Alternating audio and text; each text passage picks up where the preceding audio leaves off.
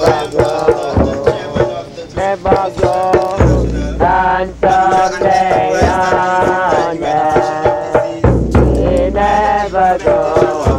Modalities of herbal medicine, meaning But that we what use I herbs to eradicate disease.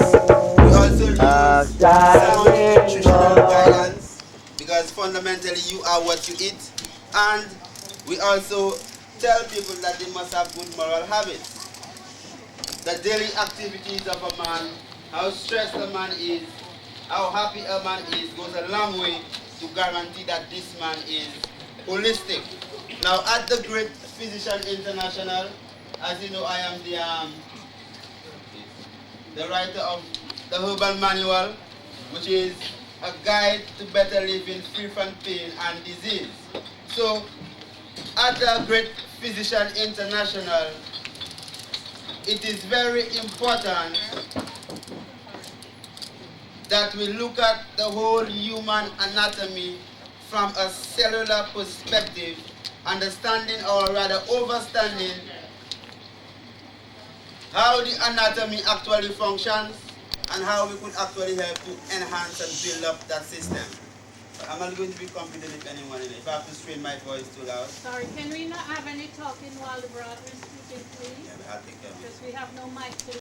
Princesses, and for the elders also, where we are going to look at the whole aspect of the human anatomy from the time the egg of the woman and the sperm of a man actually come together to fuse.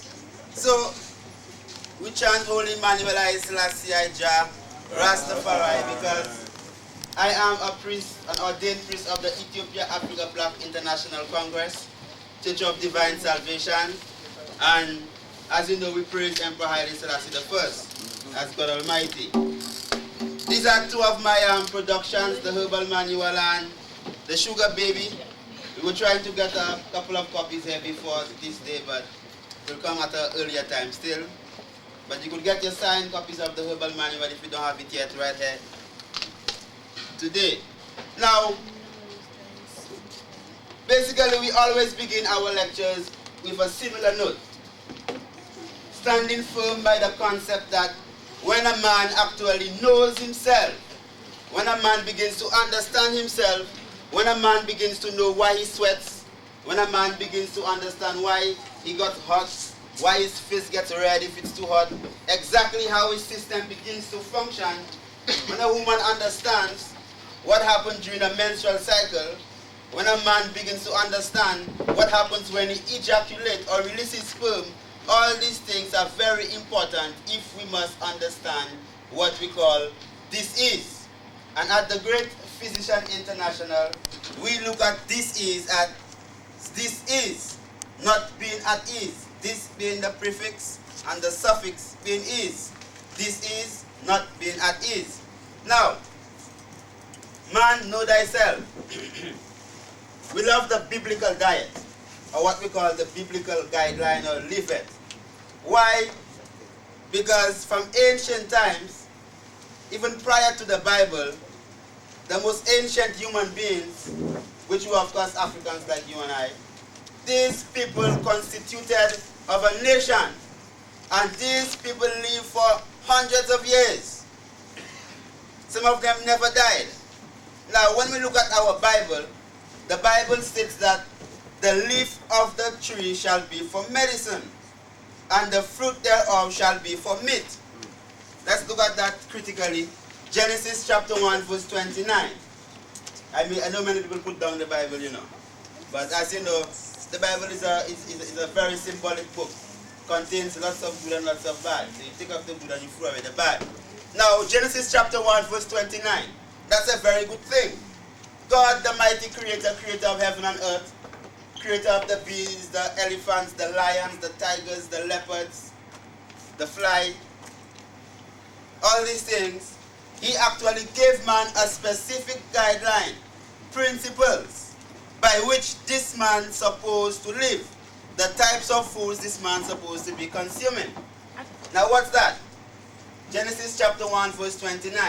And God said, behold, I have given you every herb bearing seed, which is upon the face of all the earth, right? Every herb bearing seed upon the face of all the earth, What else? And every tree in the which is the fruit of a tree yielding seed, to you it shall be for meat.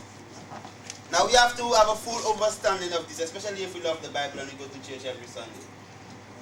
Some people go on the Sabbath day, Saturday also. Now, the structure of that now, of the dove. That's quick.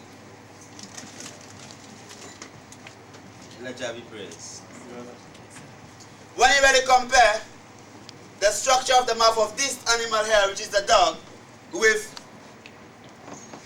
this hair and this hair, logically, I mean, no argument. It's different. So logically, these beings now are supposed to be consuming different types of foods. What we always say is that naturally,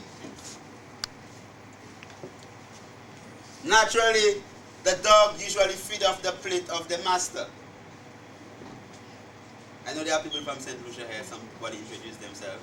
I know in St. Lucia this one because it's very important to have an understanding of the digestive system if we have to fully understand the whole concept of from the womb to the tomb. Now, this is an illustration of what is within the abdominal cavity of a human being, right down at the bottom here. Most people would think that the digestive system begins where? The mouth. In the mouth, right? No. It does not really begin in the mouth. Because from the time you begin to think about a specific type of food, or if you see a plate of food right over there, naturally your mouth is going to begin to water. Right? So what we are looking at is that memory. What you actually think about food affects how this food is going to be digested within your system. Everything blessed there? Give thanks. How you think about food definitely going to affect how this food is going to be digested or broken down within your system. Why is this important? If let's say you're in a very bad situation, now okay, not you, but somebody you know was kidnapped. Kidnapped, they pick you up and they hide you someplace. And in that area that you were constantly smelling fried chicken. Whenever you smell fried chicken after this kidnapping spree, it's going to make you what? Remind you of this kidnapping event. And you wouldn't like to eat fried chicken at all because it will always remind you of this horrible event. Now, memory, how food actually tastes within your mouth, has a lot to do with how you assimilate food. Because if you associate a food with a bad idea, it's going to be very hard, difficult, stressful on your stomach to actually digest that food. So, the digestive system actually begins from your mind, your sight, your smell. If you cannot smell the food, you cannot taste the food. If you cannot taste the food, that means you cannot eat the food. Right or wrong? Right. Alright. Now, alright. The mouth of a man, knowing that the teeth in his mouth is suited for the consumption of nuts, grains, fruits, and vegetables. Now, a man supposed to chew his food up to 45 times, 50 times. Why? Why should you chew your food up to 45 times? Break it down, why?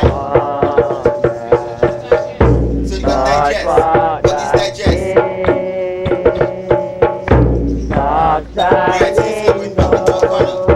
Okay, it is very important to break down your food in 5 pieces. Number one, the only reason you are consuming food is to nourish your system.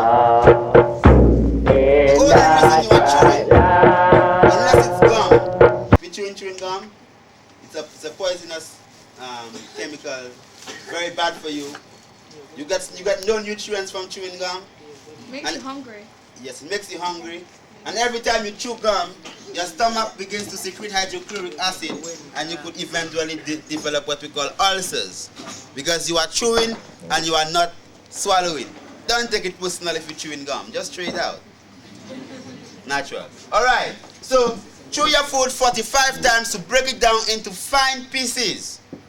Why fine pieces? Because there are chemicals within the saliva in your mouth called enzymes. Now these enzymes are what we refer to as biological catalysts. Proteins. Catalysts. Why? Because it actually speeds up a reaction. It makes things go much faster than they normally would go. Let's say if you had to walk from here to West London, it might take you a day.